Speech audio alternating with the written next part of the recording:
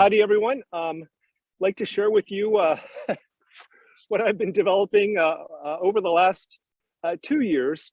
Really looking towards developing a common framework and vernacular for personal development. But as most of you know, Jeffrey Martin coined the term non-symbolic consciousness, because every time he talked about non-duality or enlightenment or awakening, people would get confused. And there's a challenge in that even the word consciousness has a lot of different meanings. And so if you're looking at the different religious traditions from Buddhism or Christianity, or if you talk to scientists or if you talk to the masses, language gets really confusing. This is even expanded beyond that when you're talking about people that have had spiritual emergencies or awakening experiences, or have done psychedelics, because there are no words for that. A lot of the different people have different phenomenological experiences as well too. And just to mention, so before I get into that a little bit, the way I look at things is I look at things, my background's actually in electrical engineering, computer science. I have a degree doing a lot of work in VLSI CAD. And and the way I really look at consciousness as well too is fairly reductionist. And then I look at physiology as hardware and phenomenology as software. And so just like in a computer, there's a relationship between the hardware and software. Similarly, there seems to be a relationship between the mind and the body. And so I have a physical body, and this talk and this conversation is happening kind of, these ideas are happening kind of in this mental space.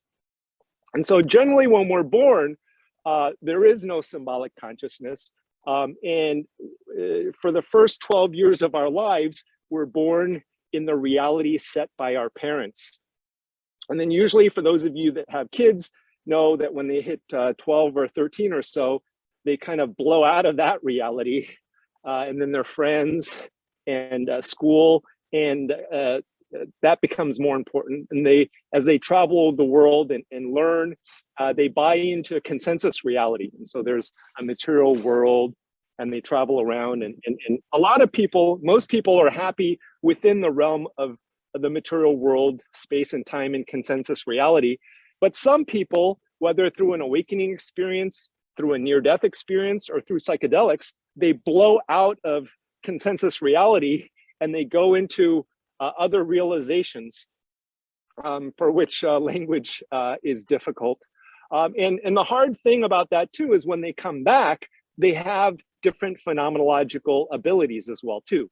And so some people hear voices, some people see auras, some people, their eye twitches when certain things happen, some people see entities. And so when you get a lot of these different people together and they haven't really fully surrendered, it can be kind of difficult communicating. And so part of what this talk is about coming up with kind of like a container where different people with different phenomenological experiences can come together and work together. Usually what happens in this, especially within the realm of consensus reality, where the majority of the people are within the realm of consensus reality, people have experiences, they develop gifts, and then they have a hard time expressing these gifts to other people. And so what happens, and they're sick of explaining things, and so they build a psychological wall around them, and they end up being these lone wolves. And when you get different people together, it's very easy for them to trigger each other as well too. And so part of the wish for this is, how do we take these lone wolves with different phenomenological experiences and gifts and bring them together to create a wolf pack? And so I come at it, for the last 10 years or so.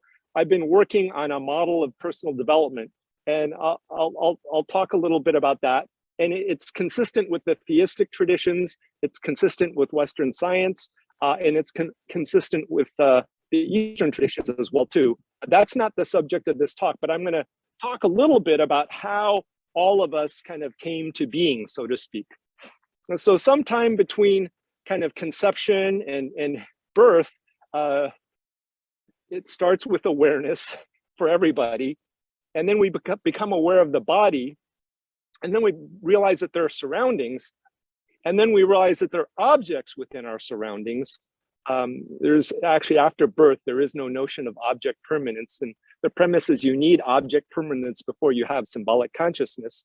And then from that, you develop symbolic consciousness. And so you experience space and time. And as you experience space and time, awareness becomes aware of itself, becomes aware of body, surroundings, objects in the surroundings, relationships between the objects in the surroundings, and then you have symbolic consciousness.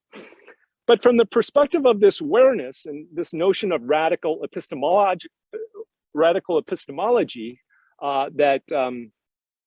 from, how do you truly know what you know? Arguably, everything in the universe at any one moment is in one of these three categories. It's either you know it from something that's physically around you, like this hat on, the surroundings. There's the internal processes of whether you're hungry, thirsty, or have to go to the bathroom, and there's what you know from the conceptual mind and thought. And everything in the entire universe is in one of those categories from the perspective of awareness. And so I can tell, if I look at this phone, I can say, does this phone exist? And for me, yes, I know this phone exists. How do I know it exists? I can see it, I can feel it, I can taste it. And so this phone exists from here. Versus right now, does Tahiti exist right now? Tahiti, or even my house and my kids, my wife and kids, they may exist. In my experience of this moment, I know of them through this mental space because I don't see them around here anywhere, and so from a radical epistemological perspective, everything in the universe is in one of these three categories at all times. And so when we talk about this container of engagement, right now, this is a diagram showing two people. It's a little bit complicated right now because I think there are about 100 of you. You're all in physical spaces all around, and I can't see you all, but I'm just assuming you're there. I'm just looking at my slides here. But if we were in the same room, there's me and there's my body. There would be another person and their body. These white arrows represent speaking, from one person to the other and from the other person back to the first person. There's the surroundings. And for me right now, I'm feeling kind of the breeze here. And then in this mental realm, there would be what I know and what this other person knows and kind of that overlap. And this is a container, and both of us are kind of on the right here, both of us are vectors going through space and time. And so after this talk, I'll probably be somewhere else. After this conference, you'll probably be somewhere else. But right now in this intersection, there's and this is assuming that we have two people in the same room. There's me, there's you, there's what's around us, there's me primarily doing the talking here, and there's what's happening kind of in this mental space. And if you look at it from a radical epistemological perspective, this is what this would encapsulate everything. Everything would fall into one of these categories. And so when we talk about use of language, I see language as a technology. And what language does is it directs awareness. And so there are four ways in which we can use language, generally speaking. Number one is the meta. I can use language to talk about the use of language. Number two is I can share a story or I can ask a question, which directs your awareness to this mental space. Number three is I can ask you how you feel about something, which will direct your awareness to the somatic realm of how you feel. And number four is I can reference something that's in the shared experience that we have, like, oh, there seems to be a winking smiley face on this cap right now. If I say there's a winking smiley face on this cap, arguably, and it looks like it's yellow, arguably there's no conflict around that. If I ask you how you feel about something, there's no conflict. Conflict generally happens kind of in this the realm of this mental realm, in these stories and different perspectives kind of in this mental realm.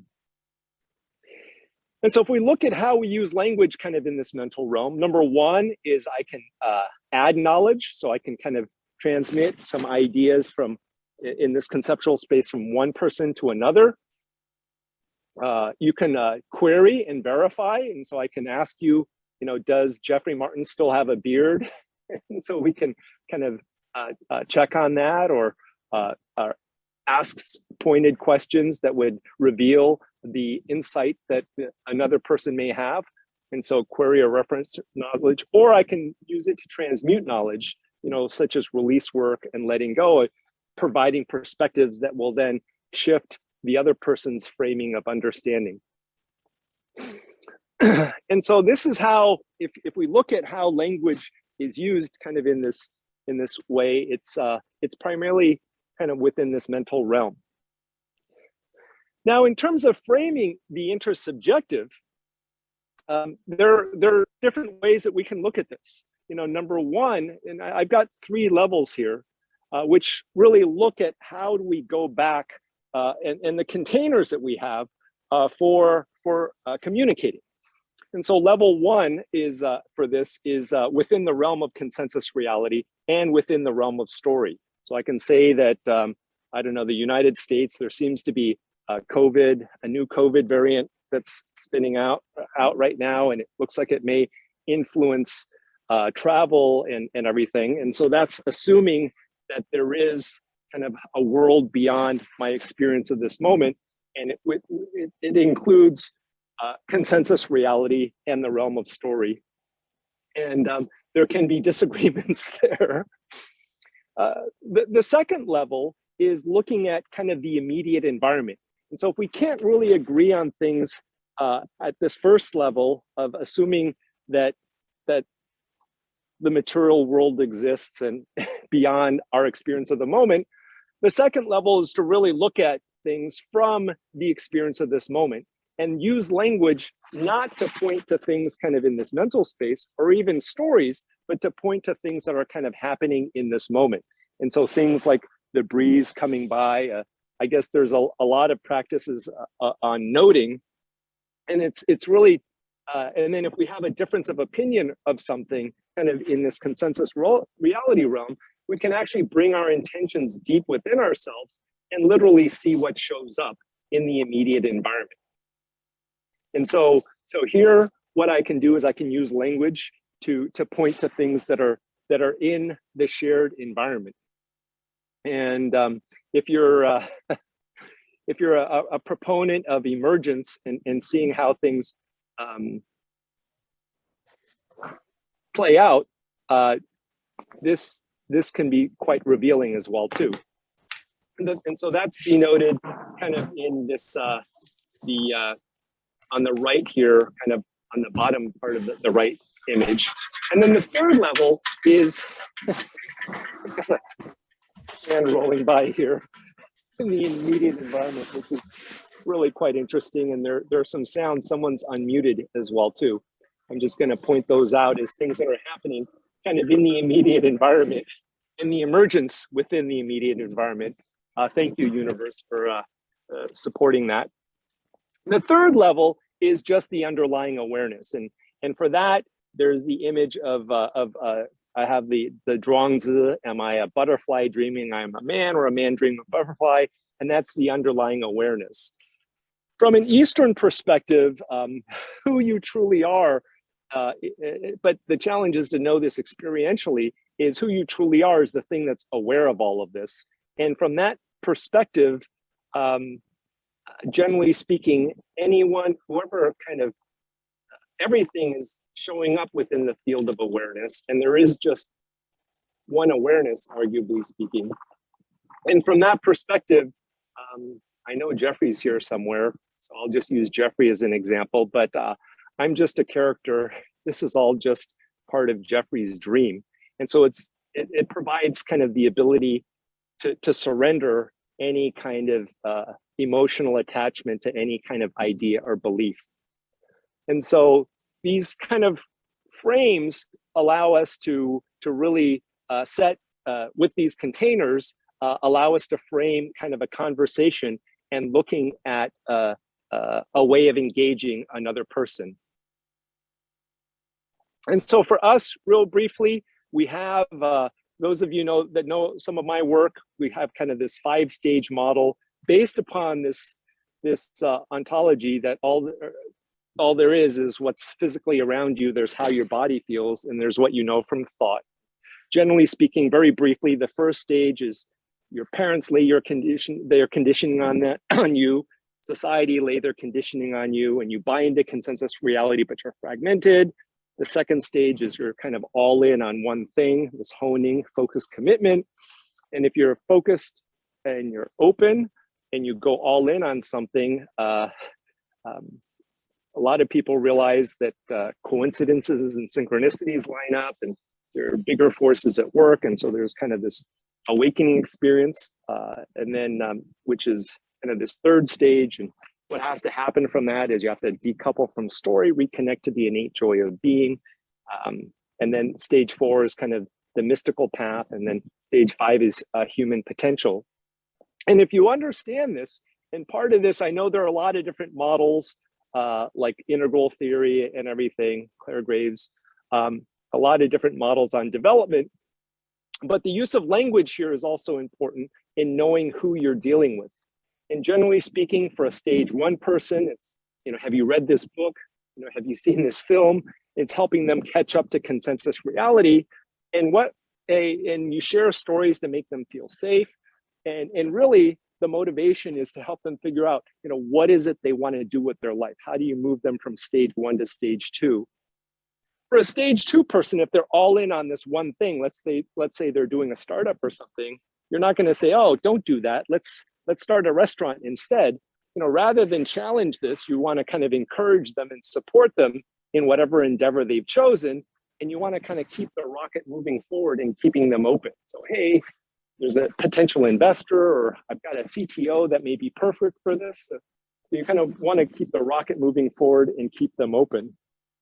For stage 3, it's reconnecting the innate joy of being and decoupling the influences of symbols on the processes of physiology, because they've caught up to consensus reality. They know how the modern world works, and it's really finding their own inner truth and their own meaning within this. And the objective here isn't really to give them stories. It's really guiding them towards the inner journey of, well, hey, you're saying this, there seems to be some sadness here. What is this about?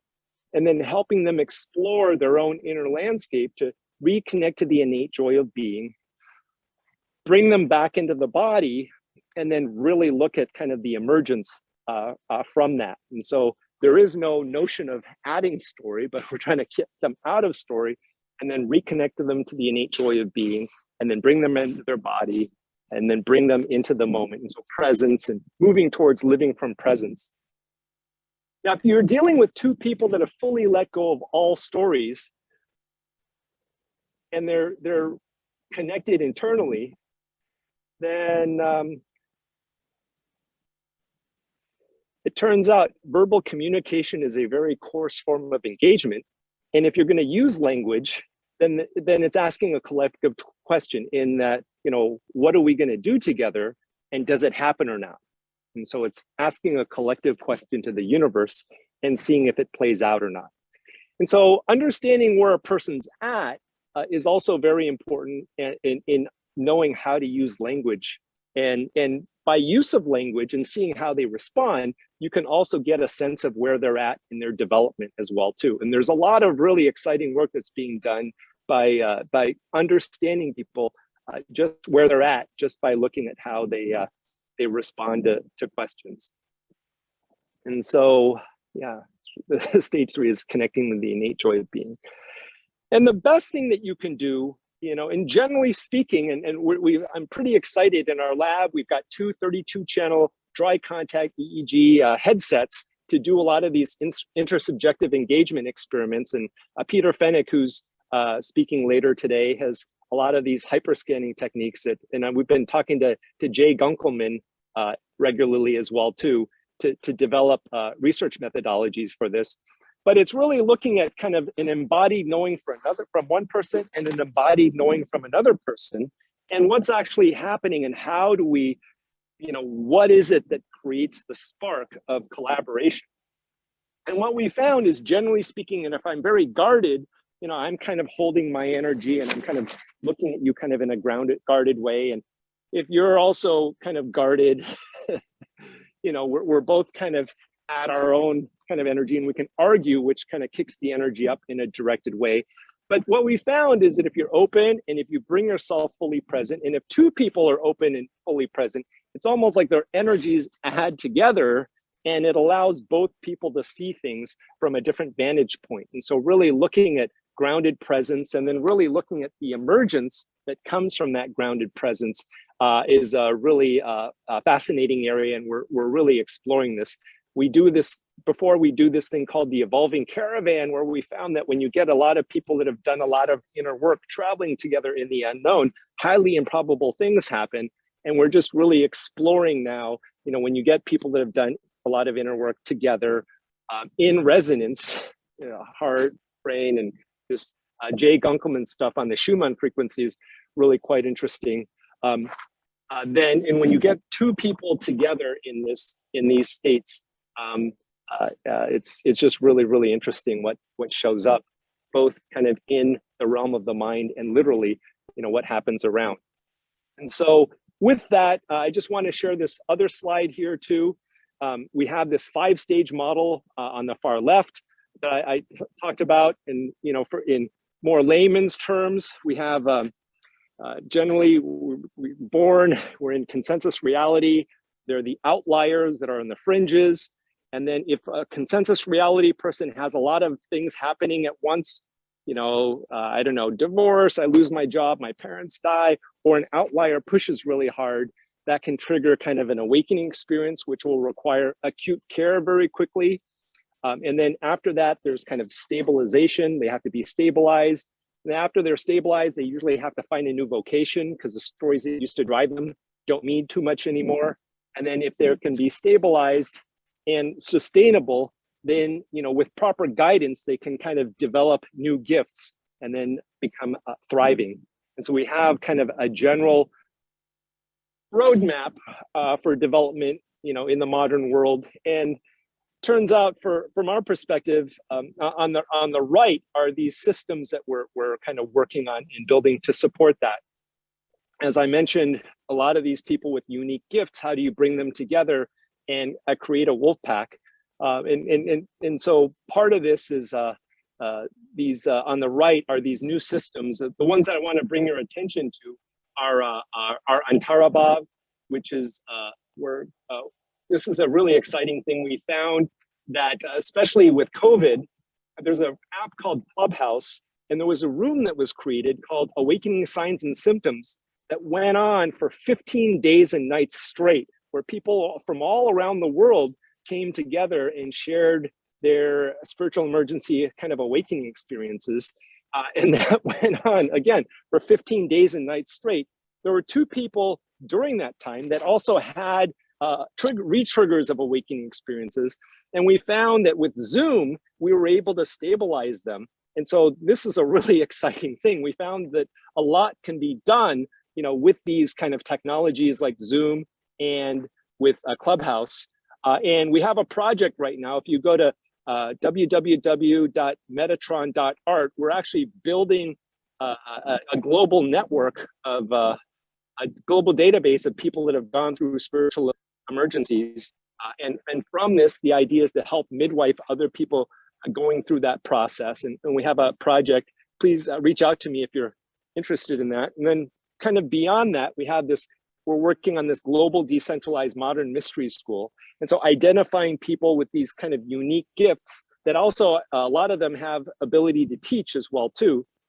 And so as people kind of go through awakening, they can find people that can help to mentor them and help develop their gifts. And then Project Fusukoi is what we're trying to do is get people that have these kind of unique, non-ordinary or realized abilities, and academics and researchers with research labs, ideally that have also gone through kind of an experience like this and develop research kind of in these areas and developing second-person research methodologies in these areas that traditional consensus reality science won't touch with a 10-foot pole. And so there are groups like the EPRC, Daniel Ingram and everything that are also looking at this space. For us, we also have two projects, Mystagogical and Art Transcend, which is really looking at taking these stage 2 all in on one thing people, and then having healers and mystics supporting them to create art, and also towards developing their companies. And we have sustainable models for that. And among all these people, the idea is to create new products and services, build healer networks of really looking at these other modalities that are not just talk therapy and pharmaceuticals, and really working with organizations, companies and organizational culture, bringing in a lot of these new perspectives and gifts into consensus reality.